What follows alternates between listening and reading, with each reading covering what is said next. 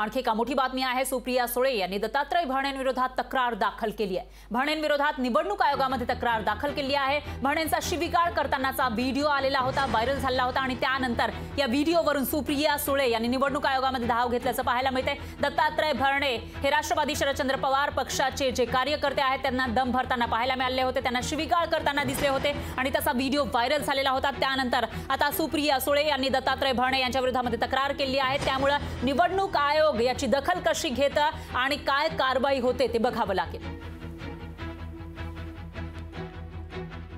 आणि याविषयी अधिक माहितीसाठी आपले प्रतिनिधी चंद्रशेखर भांगे हे आपल्यासोबत फोन लाईनवर जोडले गेले आहेत। चंद्रशेखर, काय सांगाल? एकीकडे मतदान सुरू आहे बारामती लोकसभा मतदारसंघासाठी, तर दुसरीकडे शिवीगाळ करतानाचा व्हिडिओ आपल्याकडे आलेला होता दत्तात्रय भरणे यांचा, आणि आता सुप्रिया सुळे या निवडणूक आयोगामध्ये पोहोचल्याचं दिसतं। या व्हिडिओवरून त्यांनी तक्रार केल्याचं कळतंय, काय अपडेट्स आहेत?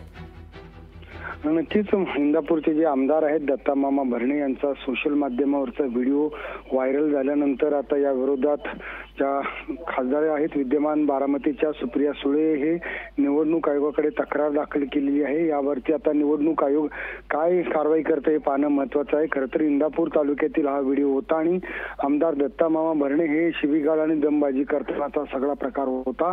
एक परगावून राहणारा राष्ट्रवादीचा कार्यकर्ता त्या ठिकाणी येऊन प्रचार करत होता, त्याचबरोबर नुकतं आमिष देत होता असा आरोप जो आहे त्या कार्यकर्त्यावरती करण्यात आला आणि त्यानंतर दत्ता मामा भरणे त्यांचा पारा जो तो मोठ्या प्रमाणात चढला। त्यांनी मोठ्या आवाजामध्ये या कार्यकर्त्याला शिवीगाळ की दमबाजी करण्यास सुरुवात केली।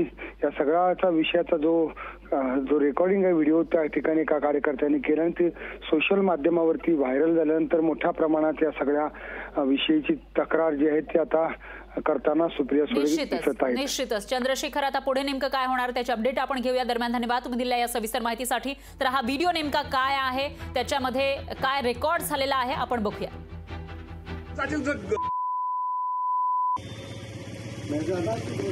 सांगतो तर बसलंय जास्त करू नको, मस्त माहिती करू नको। सापडला तुला काय केलंय मी तुला?